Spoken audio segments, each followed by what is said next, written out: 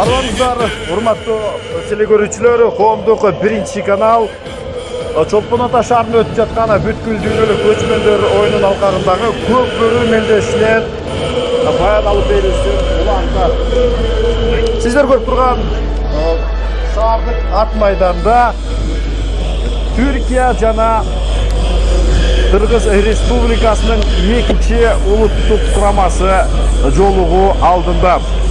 Буга чейинки оюндар кандай болгондугун биз аздан соң айтып өтөбүз. Ал эми бул оюнду көрүүгө бизге спорттук журналист Көкбөрү Кыргыз Республикасынын Көкбөрү Федерациясынын пресс катчысы Табылды Асыгалиев агабыз меймандап.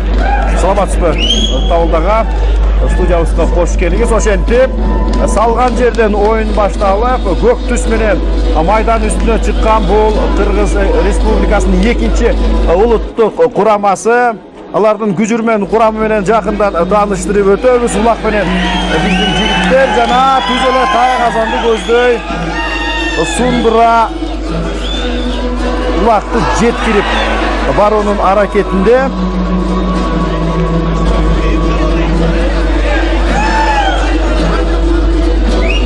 Mesela gelingizler, gücürmen kuram menен tanıştırып өтөлү. Birinci Айбек Есеналиев, команданын топ башчысы, экинчи Султан уулу Кубаныч, үчүнчү Тыныч Алыбаев, төртүнчү Азимкул уулу Азизбек, бешинчи Калыс Кыдыков, алтынчы Фархат Бейшекеев, жетинчи Нурадил Борбиев, сегизинчи Нурманбет Ойчукеев, тогузунчу Батырбек уулу Аскат, 10-чу Мирлан Сраждинов, 11-чи Акбар Иманбеков, 12-чи Айбек Иманалиев. Экинчи курама жааттын жетекчиси Касымбек Кубатов, машыктыруучулар Рамис Жунусалиев жана Кыргыз Республикасынын эмгек сиңирген машыктыруучусу Каныбек Кубатов.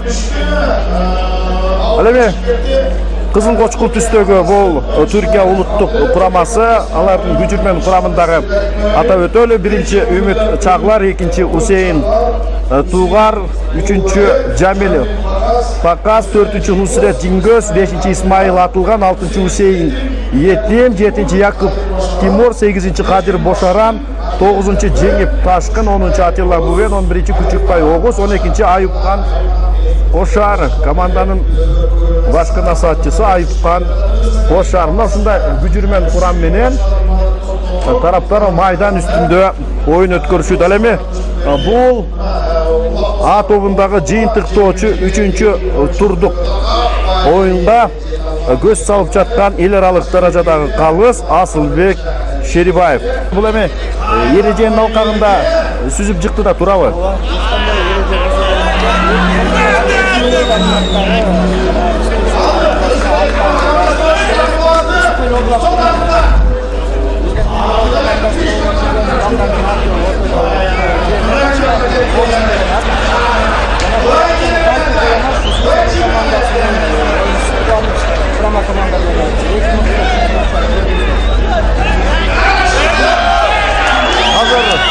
Султан уулу Кубаныч өзүнүн байтур аттуу аргымагы менен улакты сол тактыкка баштырды.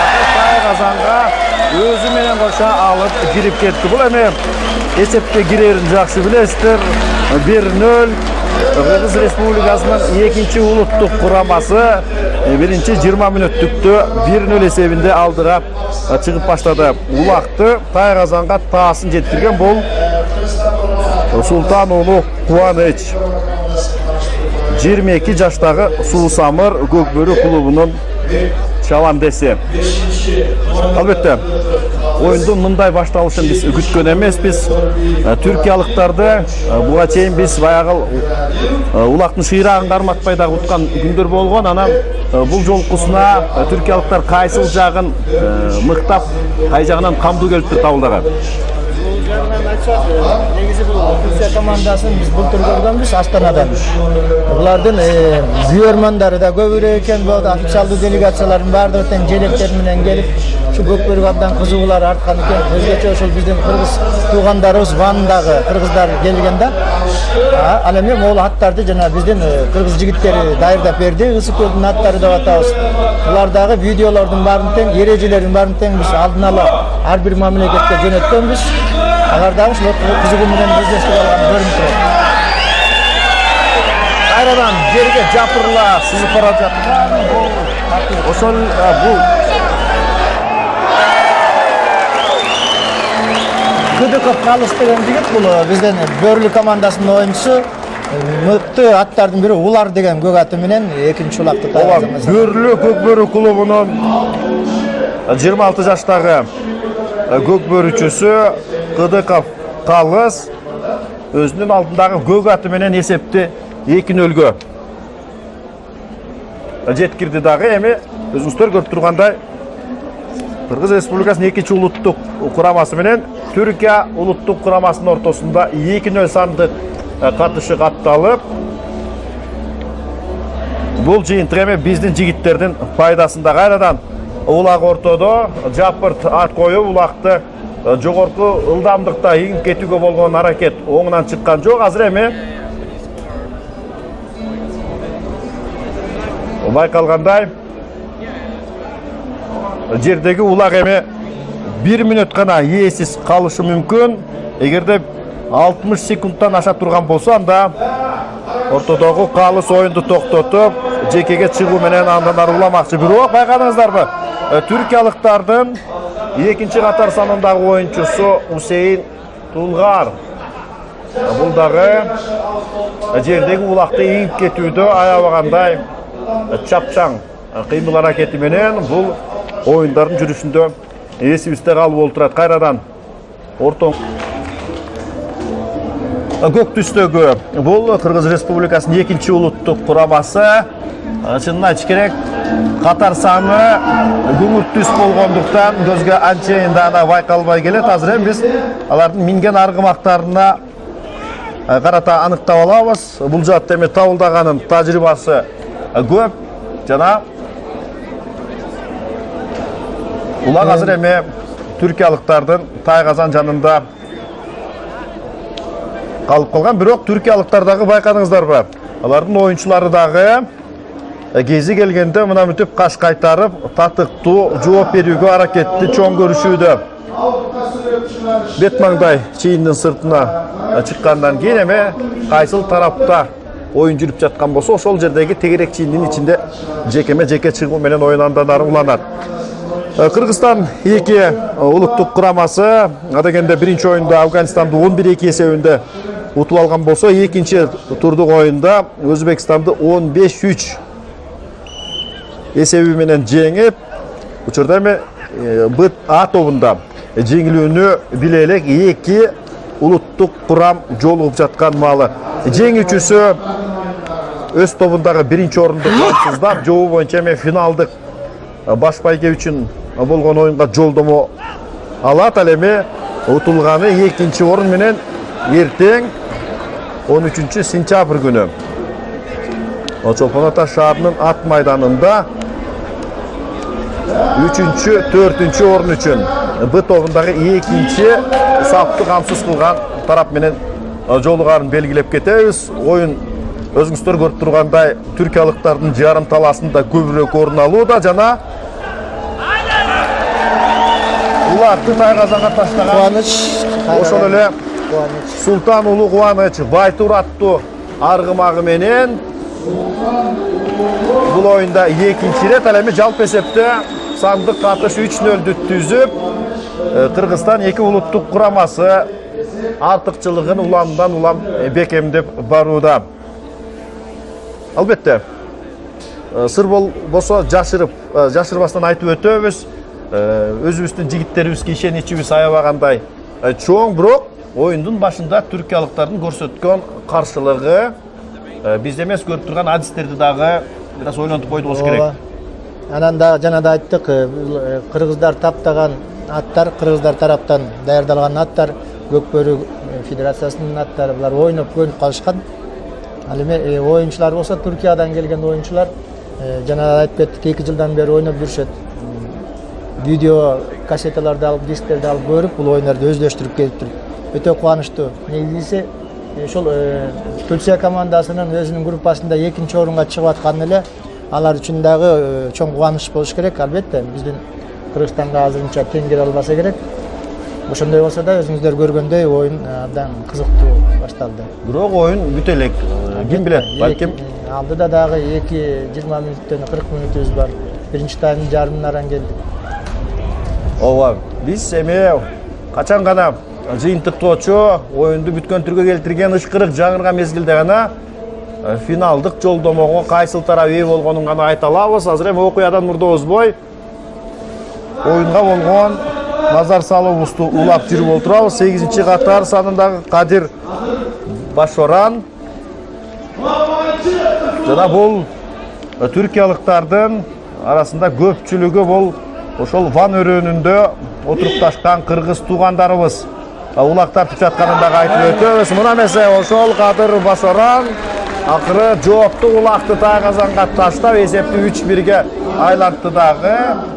Оюмча эми биздин күйөрмандар дагы бул оюнга кызыгуу менен карап калды көрүнөт. Эгерде эле оюн ушул көйдө түркиялыктарга огон шык менен улана турган болсо, анда биздин жигиттерге дагы бул оюн оңойго турбасы анык болуп калды көрүнөт. Талдага ушул Кадыр Башорандын жүрүшүн бир сүрөттөп кетсек, эмне үчүн ага байгыл чапкенеде жабышкан көгөндөлгөн коргоочуну көргөн жокпуз? Эми бул жерде кичине катада кетип калды Кыргызстан командасында. Ошол жерде аларды тосуп турган ар бир баланы бирден кармаган оюнчулар болуш керек да. Бул жерде тактикалык бир кичине катачылык кетип калды. Эми бул оюнда. Ооба, мына эмесе бүткөн түркө келген, кеңейтилип, көп кишини сыйдыра алчу түргө келген Чолпон Ата шаарындагы ат майданы кандайча көз жоосун алып турганын өзүңүздөр көрдүңүздөр. Буюрса мындан кийин эми бир гана көчмөндөр оюну эмес, ошондой эле көкбөр боюнча Азиялык чемпионатты кабыл алганга оюмча Кыргызстан толугу менен даяр болуп калды бейм. Мына өзүбүз деле көрүп турбайсызбы, кандай оюндар өтүп атат. Биринчи бүткүл дүйнөлүк көчмөндөр оюндарын Кыргыз эли дагы кандай жоопкерчилик менен ушу өткөрүп атат, тосуп алды. Бардык даярдыктар өз убагында болду. Албетте, мүмкүн убакыт деменирээк болсо дагы жакшы болмок. Айрым мүчүлүштөр болуп калды. Андан кийин Кудай буйрса өз нугуна түшүп, мендештер күндөн күнгө кызуусуна кирип атат. Улак биздин жигиттерде жана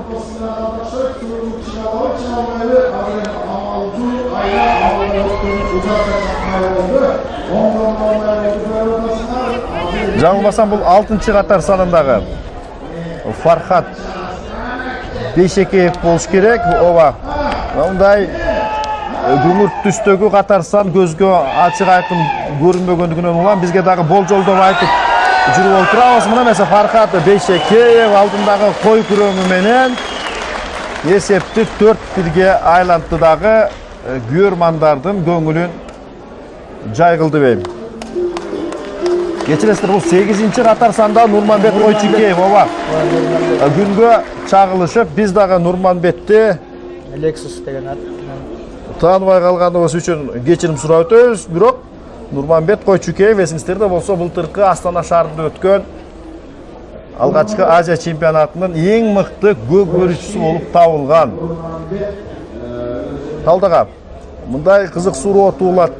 Эгерде Нурманбет Койчукеев Азиянын мыкты оюнчусу болуп табылган болсо, эмне үчүн Кыргыз Республикасынын 2-улуттук курамасында ойноп калды деген? Былтыркыга салыштырмалуу Нурманбеттин чеберчилиги мындай бир начар болуп калган жок. Тек гана мүмкүн мына аттын даярдыгына керек. Анан кийин бизде биринчи курама команданы түзгөн командалардын жетекчилери таластык. Биздин Талас командасынын негизги оюнчуларынан түзүлдү да, 5 оюнчу Талас командасынан. Калган оюнчулар бирден алышып, ал башкы тренерлер, ар бир команданын башкы тренерлери билишет. Анан да биз эки команданы мүмкүн тең деп коюшкандыр, Кыргызстан 1 менен Кыргызстан 2 деп. Эки командабыздын эртеңки, мисалы, Кудай буйрса финалда бул эки команданын кимиси утаарын билбейбиз да. Себеби эки командабыз бирдей. Эгерде эле Кыргызстан 2 улуттук курамасы финалга чыга турган болсо анда ошол эле Нурманбет Койчукеев ал оюнга укмуштуудай дүрмөттөлүп чыгарын көркүңүздөрдө көрүп коюңуздар. Демек бул киши Нурманбеттин айтар сөзү командадан финалдык оюнда окшобойбу? Кайрадан Кыргызстан 2 улуттук курамасынын чабуулу жана ооба эми гана биз Озанган Фаркат Бейшекеев кой күрөңү менен 25 жаштагы Суусамыр Көкбөрү клубунун оюнчусу айырмаланды дагы, эсепти 5-1-ге айлантып койду. Аскат деген жигит. Ооба, бизге дагы Аскат Бейшекеев, Батырбек уулу Аскат. Бул жер 9-катар саны. Алдындагы Айтумар аттуу бууданы менен билесиздер, бул улуттук кураманын эң жаш оюнчусу. Суусамыр Көкбөрү клубунун оюнчусу 20 жашка толуп электе эле улуттук кураманын катарына кирүү бул эми Аскат үчүн эң бир сыймыктанар жагдайлардын бири. Улак менен биздин жигиттерибиз Айбек Иманалиев улак менен Агуэро аттуу аргымагы менен түз эле түркиялыктардын тай казанын көздөй ат койгон, бирок ортодогу эл аралык даражадагы калыс Асылбек Шерибаевдин ышкырыгы жаңырып, калыстын жаңсоосу боюнча бул жерде эми оюнчулардын алмашуусу туура эмес ирет менен жүргөн. Ошон үчүн эми алар 2 мүнөт эч бир кыйынчылыксыз түрдө Калыс Кыдыков эсепти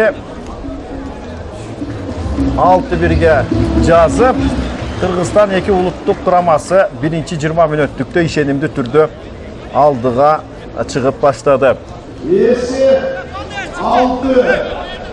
Дал ушул улак ташталган маалда улакты өз тай казанына өткөрүп алган тараптардын жазамамы дагы оюнчусу дароо оюнга аралаша тургандыгы бул эми жобо боюнча белгилүү. 1-20 мүнөттүктүн дагы аягына чыгарына саналуу көз ирмемдер калып олтурат. Эсеп 6-1. Азырынча алдыда Кыргыз Республикасынын 2 улуттук курамасы.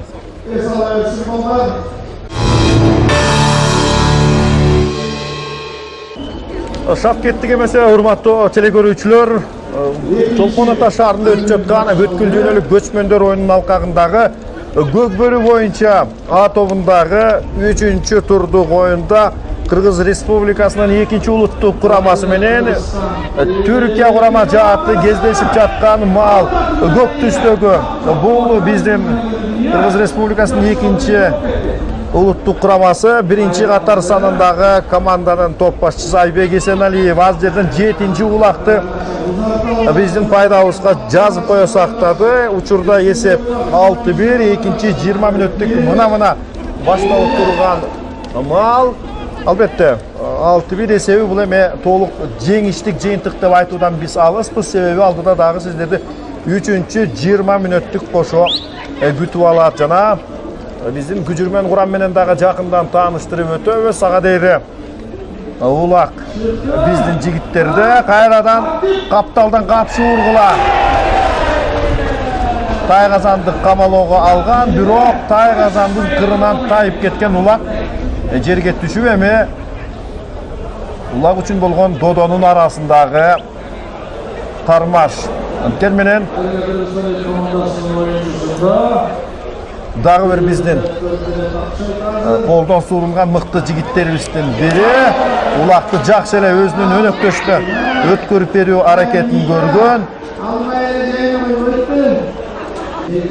жетекчиси Касымбек Кубатов, машыктыруучулар Рамис Жунусалиев жана Кыргыз Республикасынын эмгек сиңирген машыктыруучусу Каныбек Кубатов. Учурда 6-1 эсебинде биздин жигиттерибиз алдыда келе жаткан маал. Жекеге чыгууда түркиялыктардан Усейин Тулгар аттуу Çavandes akırı gözlөгөнүнө жетип Нурманбет Койчукеевдин колунан улакты жулуп алып болсо, бул эми түркиялыктардын дагы мыкты даярдык менен келгендигинен кабар берет. Улак Кызыл Кочкул түздөгү түркиялыктардын карамагында мына мынтип чаркы айланып тапатандан зыр бою жерге жапырыла сызган түркиялыктардын Усейин Тулгар аттуу оюнчусу түз эле тайгазанга тике качырып кирип барды. Жаңылам 8-катар санындагы Кадыр Басаран анын аракети жыйынтыгында өз мүдөөсүнө жетпей коргону биздикилердики аябагандай камдуу турган экен. Азыр эми ал сүрмө топ менен каланын узакта жегинин сыртына чыгып кеткенден кийин ортодогу эл аралык даражадагы калыс Асылбек Шерибаев биз тараптагы тегерек чийиндин ичинде жекеге чыгууну унуска өтөт.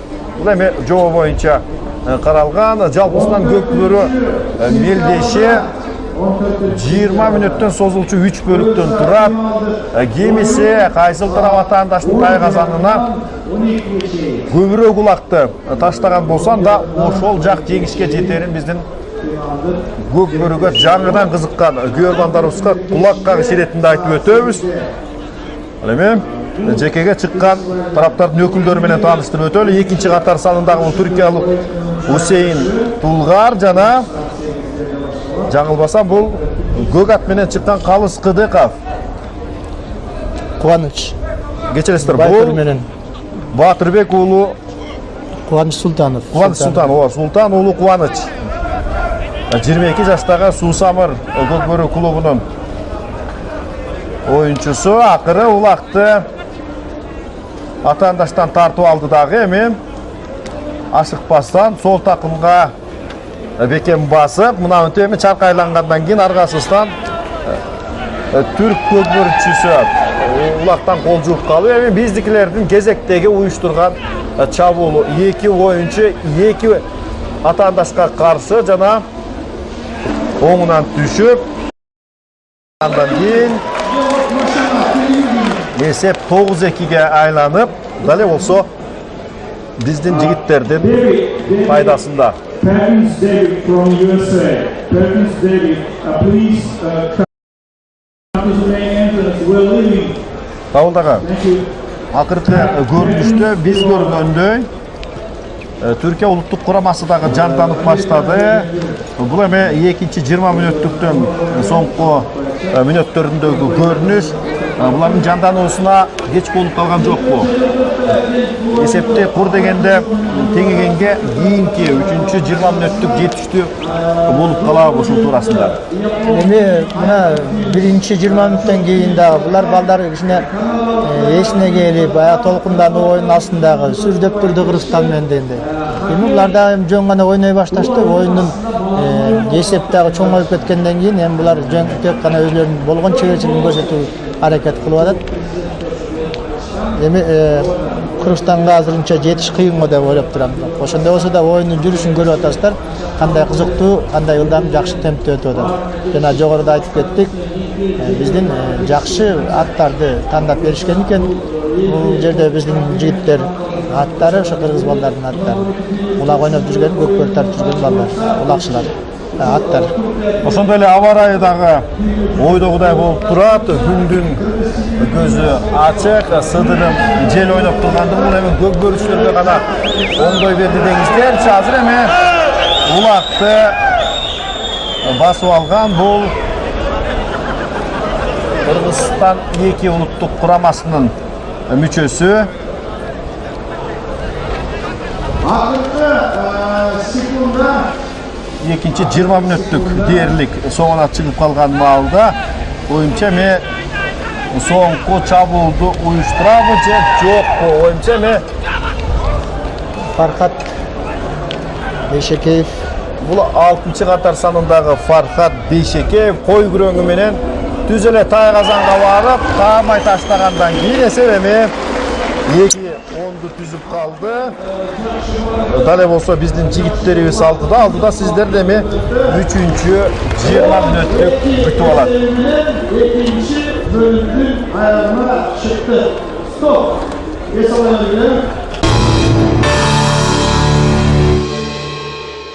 Üçüncü 20 minütlük sizlerde nazarыңыздарда, урматтуу телекөрүүчүлөр, сиздер Чолпон Ата шаарында өтүп жаткан бүткүл дүйнөлүк көчмөндөр оюнунун алкагындагы көк бөрү мелдешинин А тобундагы 3-чү турдук оюнга күбө болуудасыздар. Көк түстөгү бул Кыргызстан 2 улуттук курамасы түркиялыктарга каршы ойноп жаткан маалы. Эсеп учурда 2-10 алдыда биздин көк бөрүчө жигиттерибиз. Азыр эми ар бир бөлүктө тараптар тайгазандарын алмаштырып турат.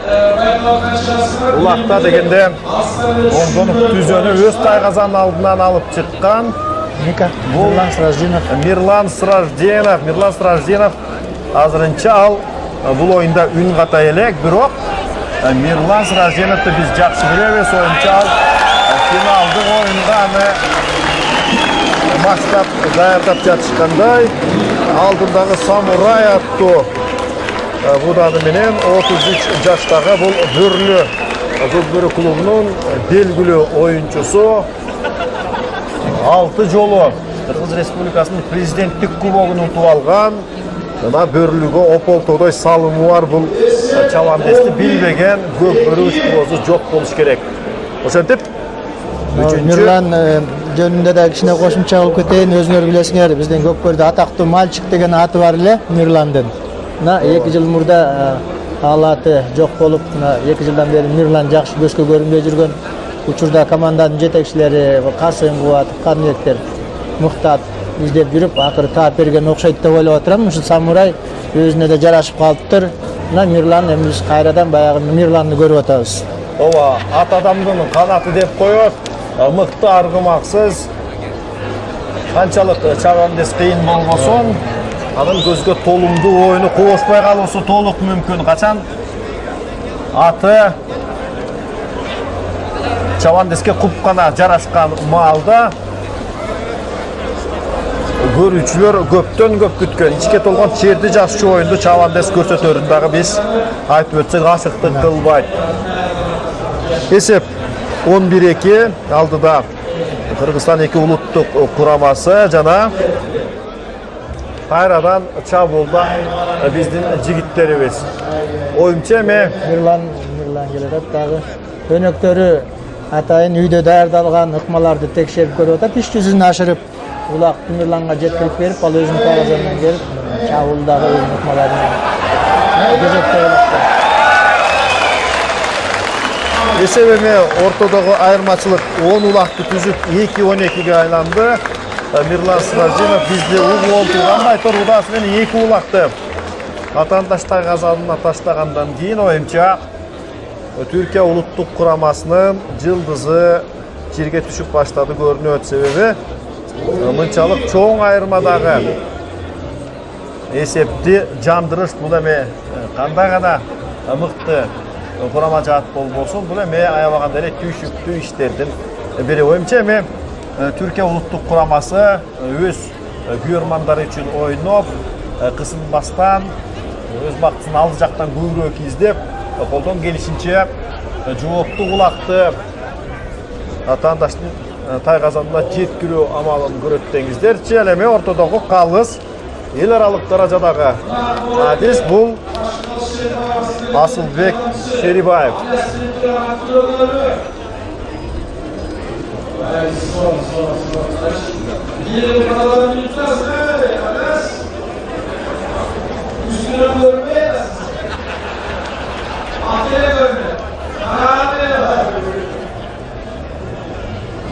Азыр эми Түркиялык улуттук кураманын мүчөсү Үмүт Чаглар, биринчи катар санындагы команданын топ башчысы,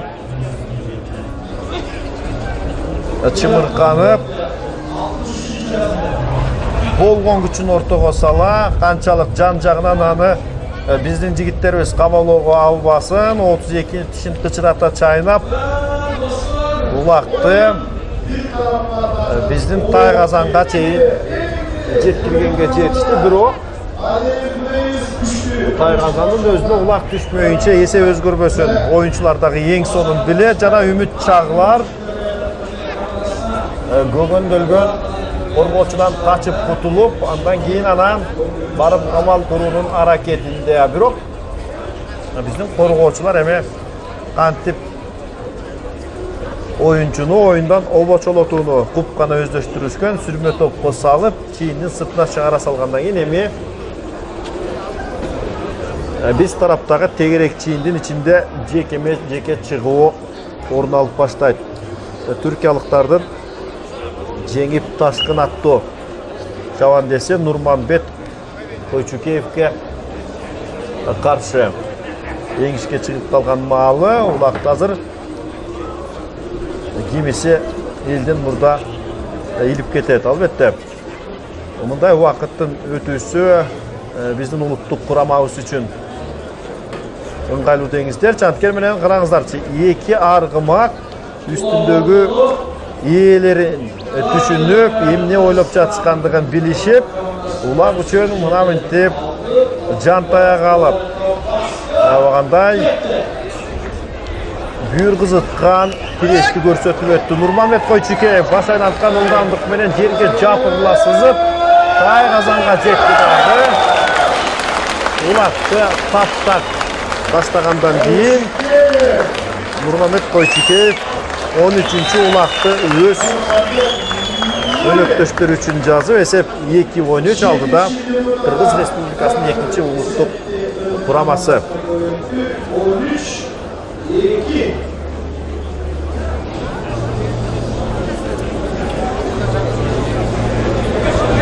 Okuyadan murda ozgon bolboylu birok oyunca men 14 sentyabr günü ötçü finaldık oyundu. Oyundun birinci finaldık joldomosun Kırgızstan 2 uluttuq kuraması kamçıldap başladı desem anda жаңылган болбойбуз. Эми Türkiye uluttuq kuraması bir ele Сыйкырдын жардамы менен эле бул oyundu оодарып кетпесе алар экинчи орун менен эртең 13 сентябрь күнү gündüzgü saat 12:00'de 3-cü orun üçün B тобунун 2-ci orundu kamsız kılgan kurama jaatı menен кездешет. Ошондой эле урматтуу телекөрүүчүлөр 13 сентябрь күнү эртең Чолпон Ата шаарынын ат майданында эртең мененки 9:30-дан 10:00-гө чейин кыска аралыкка гүлүктөрдүн жарышы болуп өтөт. Андан кийин 10-dan 12:00-гө чейин эрең иш боюнча мелдештер. Андан соң көкбөрү боюнча оюндардын 3-cü коло байге үчүн болгон кызыктуу жолугушуусу орун алып, анын ортолорунда кыз куумай сынактары өткөрүлөрүн дагы айтып өтөбүз. Ал эми финалдык беттеш 14 сентябрь günü 10:30-dan 12:00-гө чейин уланары белгилүү болуп калды. Ал эми экинчи финалдык жолдомонун ээси ким экендигин биз Кыргызстан 1 менен Орусиянын улуттук курамаларынын ортосундагы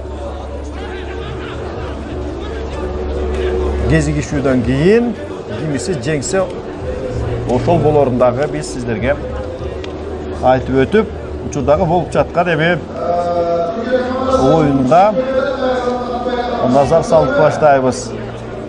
Көк түстөгү кийимчен Кыргызстан 2 улуттук курамасы албетте баштагыдай баш айланткан ылдамдыктар бул бөлүктө азая түшөт, бирок эртеңки күнү эсаларын билген биздин жигиттерибиз ойбой үстү-үстүнө дымактуу чабуул коюп атаандаштардын коргонуусунун ыз-бызын чыгарууда. Мына бүтүп эми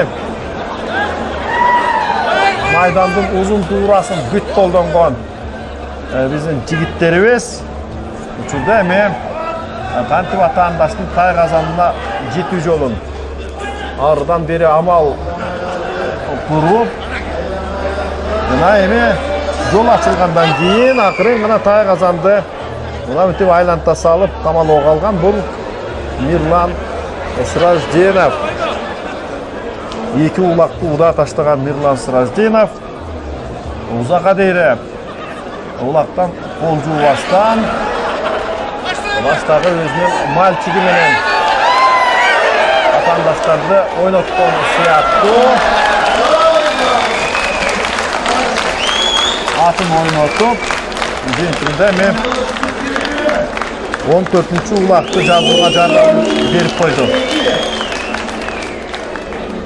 Эми улакты аягына чейин алып келип салган Мирлан Сражденов болчу. Ал эми аягына түртүп тайгазанчысын салып койгон, ал Бейшекеев Фаркат болду. Ооба, Фаркат Бейшекеевке жазылат да туурабы эсеп. Бирок чабуулдун башында Мирлан Сражденов болгондугун тана албайбыз. 2-14 бул эми эселүү айырмачылык деңиздерчи. Ал эми эң көп айырмачылык менен жеңишти камсыздаган бул Кыргызстан бир улуттук курамасы. Кызыгы биринчи турдук оюндалар Монголияны 19-1 эсебинде утса, экинчи күнкү оюнда Тажикстанды дагы ошондой эле 19-1 сандык катышында утуп, көрүп турган көрүүчүлөрдү таң калтырып койду. Учурда эми бүткүл дүйнөлүк көчмөндөр оюнунун эң бир жогорку көрсөткүчтөгү жеңиш бул эми Кыргызстан бир улуттук курамасына таандык. Азыр эми кызыл кочкул түстөгү Түркия улуттук курамасынын жигиттери дагы эсине келишип, ортодогу айырмачылыкты кыскартуунун аракетин көрүшкөн, бирок алдындагы көк аты менен тартып алган Кубаныч. Бул Султан уулу Кубаныч Байтур аттуу аргымагы менен камалоонун мыкты үлгүсүн көрсөткөн, бирок улак Тайразан кырынан жанып бутага таасир түшкөн жок. Азыр эми түркиялыктардын дагы арыдан бери көргөн аракети 11-чи катар санынан Күчүкбай Огуз додонун ичинен агырагы атаандаштардын тоскон каршылыгына карабастан түз жол таап чыгып акыры эсепти дагы бир улакка өзгөрттү. 3-14. Бул эми билесиздерби, көңүл жубатчу улактардын бири Күчүкбай Огуз.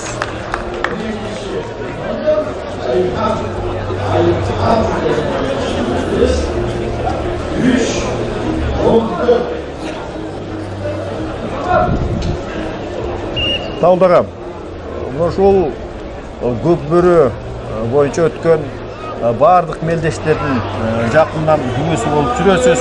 Ушул адис катары көчмөндөр оюнуна келген Кыргызстан 1-2 улуттук курамаларынан бөлөк кайсыл курама жаатка байгыл көзүңүз толду? Алардын кандай камылгалары, кандай чеберчиликтери жанданып тур? Эми бул командалардын келгенине эле биз өзүбүз кубанып турабыз. Бардыгына чоң ыраазычылык билдиребиз албетте. Анан дагы мени кубандырганы ушул Алтай Россия командасы болот. Орусия Алтай Саха Республикасында жыл сайын өлкө чемпионаты, республиканын чемпионаты өтүп турат. Алардын деңгээли дагы кадимкидей өсүп калгандай кубандырды. Ошол эле биздин Өзбекстан, Тажикстандагы командалардын дагы такай келип турганы, өзлөрүнүн чемпионатын өткөрүп турабыз деп Фергана өрөөнүнөн келген өзбек жигиттери бар экен. Негизи бири-бирибизди колдоп, өзүбүздүн ушундай майрамдарга салымыбызды кошуп турсак, бардык мамлекеттер бир тууган Түркия эли болуп атат. Көчмөндөр уруусу, эли ондай жерде бири-бирибизди колдоп турушубуз керек деп ойлойм. Бардык командаларга рахмат айтып кетишибиз керек. Мына Турциядан бери келип атышат. Өзүбүздүн Вандагы кыргыздар экен. Алар келип сүйүнүп, ушундай ажайып кооз жаратылышыбызды көрүп, керемет ысык көлүбүздү көрүп таң калып, ушул жерден кеткибиз да келбейт. Биз ойлогон эмеспиз дейт, мындай шаар экенин көргөн эмеспиз деп. Интервьюларда берип атышпайбы алар. Ал эми биздин көк бөрү оюнга көрүп алып, ушунчалык суктанып, үйгө ар дайым ойноп турабыз деп атат. Ошондой эле болсун. Азыр эми улак кайрадан түркиялык улуттук кураманын көзөмөлүндө. Жолун тоскон эч ким жок жана 12-чи катар санындагы Айыпхан Кошар. Türkiýalik jigit dagы улакты тайгасанга салып, кубанып кетип барат көрдүңүздөр. Бул эми эстен кеткис окуя болуш керек. Türk жигиттери да андай улакты тайгасанга салып.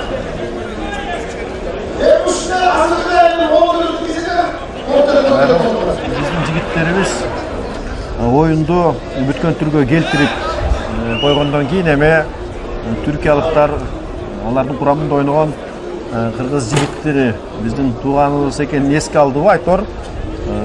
Акыркы алардын таштаган улагына эмнеликтен улам жолтоо болбой койгондугу дагы бизди таң калтырбай койбойт. Бирок билесиздерби, бир четинен ошол экинчи келип жаткан атайын жол карытып келген командаларга дагы алардын көкбөрөгү болгон кызыгуусун өстүрүү үчүн кези келгенде мындай азганакай кубанычтарды тартуулап койгон эмнеге болбосун, туурабы? Андан дагы биздин оюндун жыйынтыгы анык болуп калды. Бул балдар дагы ошентип ыкмаларды өздөштүрүп тайгасанга салып көрүүнү көрүштү. Бизден бир мисал катары эми мындай жерде ушундай 80-жылкы Олимпиадада, Москвада өткөн Олимпиадада баскетбол мелдешинде Бразилия менен Африканын бир командасы ойноп, жаңы өздөштүрүп келаткан жаңы африкалык команда улам бир оюнчусунан ажырап 6 фолдон алып мелдештен чыгып атканда Бразилиядагы улам бир оюнчусун алып ойногондо, мисалы 5тен ойносо африкалыктардын оюнчулары калбай калганда 4төн ойноп, анан 3төн ойнотуп жардам берип бара-бара анан алар дагы ушинтип өнүп кетишкен. Бул Такуу Калыс Кыдыков өзүнүн көк аты менен. Калыс Кыдыков көк ат аттуу буданы менен эсепти 15-4-кө айлантты дагы. Ушуну менен Кыргызстан 2 улуттук курамасы финалдык жолтомого ээ болду. Жеңүүчүлөрдүн жетекчиси Касымбек Кубатов, машыктыруучулар Рамис Жунусалиев менен Каныбек Кубатовду биз бул ийгилиги менен куттуктап финалдык оюндан күтүп алабыз. Азыр бир канча көз иримемдерден кийин урматтуу телекөрүүчүлөр, сиздер Афганистан менен Өзбекстан улуттук курамаларынын ортосундагы беттешти көрө аласыздар.